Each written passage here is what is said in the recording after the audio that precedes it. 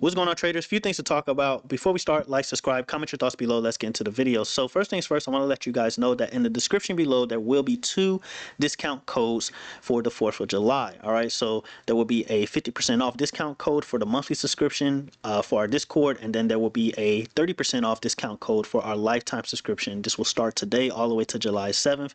Take advantage of it. Do what you need to do. There will only be 50 spaces available for the monthly subscription, and then there will be, I believe, 20 spaces available for the lifetime subscription. So do what you got to do with that information. You guys have been asking me for the longest for like free trials and discount codes and all that fun stuff. You know, I don't believe in that stuff. My mindset is that if you are willing to risk hundreds and thousands of dollars of your money trading, you should be able to risk $60 on a Discord. That's just my mindset. That's my philosophy, but I'm in a great mood.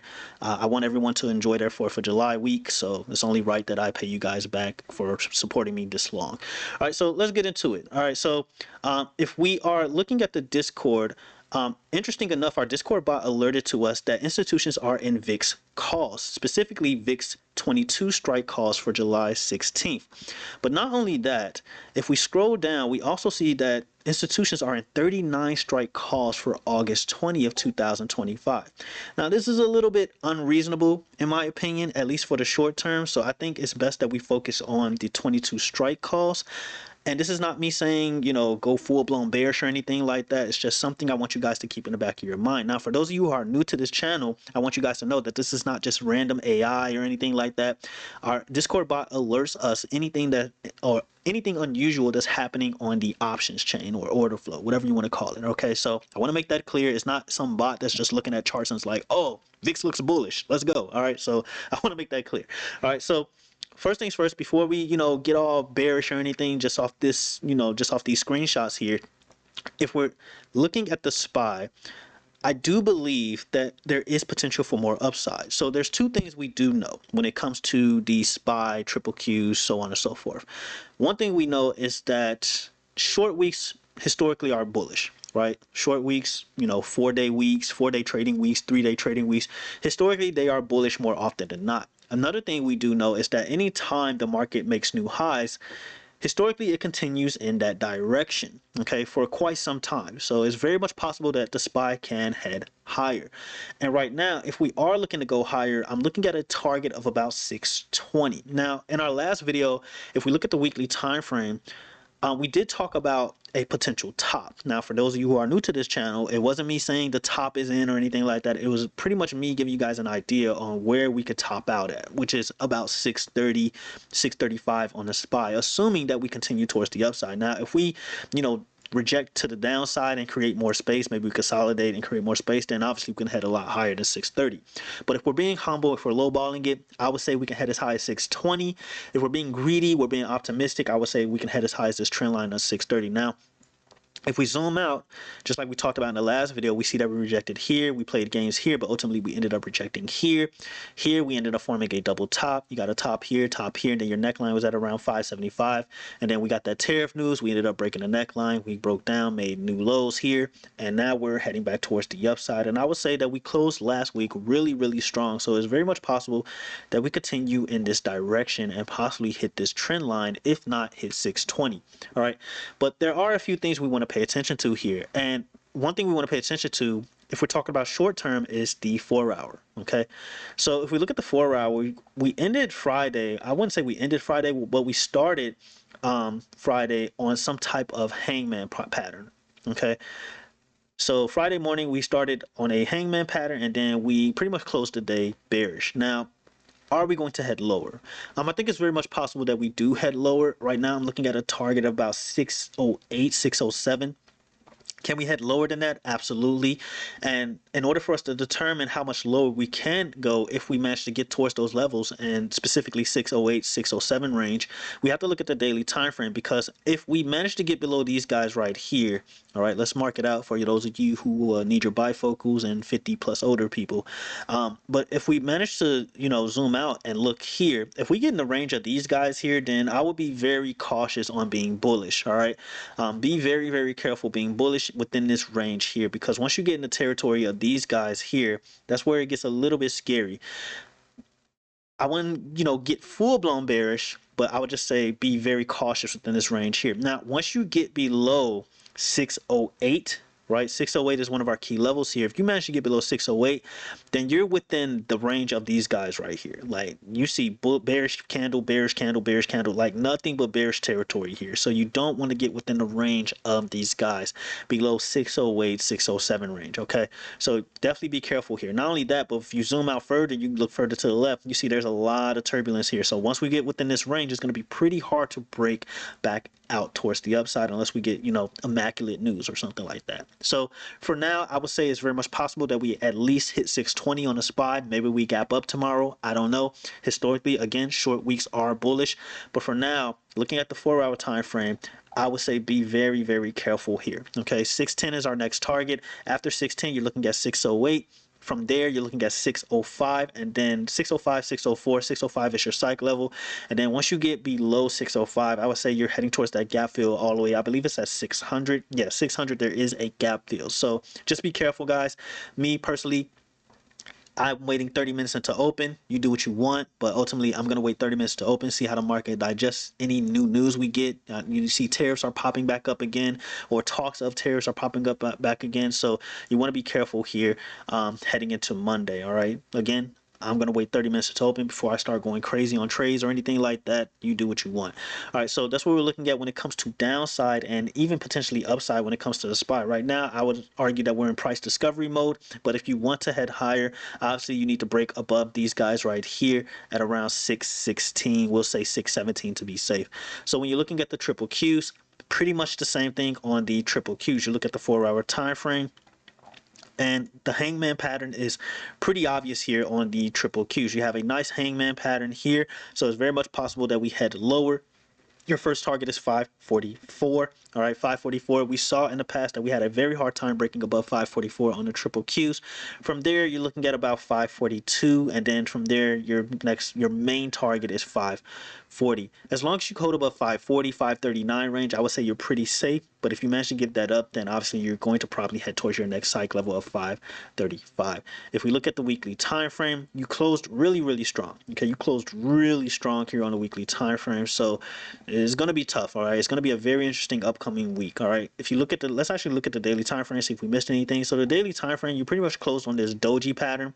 Doji just means uncertainty. It means that the market doesn't necessarily know if we're going to continue higher or towards the downside. So again, kind of wait it out Monday. That's what I'll do. You do what you want. All right. So again, your key levels when it comes to the triple Qs, 545, 550 is obviously a major level to break towards the upside. You manage to break above that, then the sky is the limit for the triple Qs. But here you see a rejection here, you see a rejection here. So if you get within the range, again, let's zoom out, right? Let's zoom out and zoom back in actually. All right, you get within the range of these guys here, like we talked about in the SPY, it can get pretty scary. Okay, so you want to be careful. Okay, you really want to be careful. All right, you do have a gap fill all the way at 532. Okay, so me personally, I do think this is going to get filled pretty soon. It's just tough to say when you have a short week, okay? Because short weeks, again, are historically bullish. And we made new highs, and historically, new highs means more upside. So it's a tough call, okay? You want to wait it out, okay? I wish I can give you guys a more, straightforward answer here, but right now, me personally, I would just be careful. I don't think you're going to miss out on too much of anything. I think upside is getting pretty tight and getting pretty limited. So I don't think you're going to miss out on anything. If anything, you would want a dip at this point. Like you would want a drop at this point. You want things at a discount. Puts are very cheap at this point. So if anything, you definitely will want a drop sometime soon. Even if you're bullish, you just want to see the market drop just to give you some type of discounts. All right. Our long-term ports in the Discord are skyrocketing. I mean, I'm hoping the Discord members are investing into our long-term ports because everything is green. All right, everything is green. Even if you lose like 10 trades, your account is still going to be green no matter what. Especially with the entries that we had on like Tesla. We jumped into Tesla shares at 220. We jumped into Apple shares at 180. The list goes on. So even if you, so again, my point being, and my point in mentioning that is that you're not going to miss out on anything at this point. I think if anything, you want a discount, and I would love to see a discount, right? We jumped into Google at 140 per share, so Yeah, beautiful, beautiful long-term investment portfolio.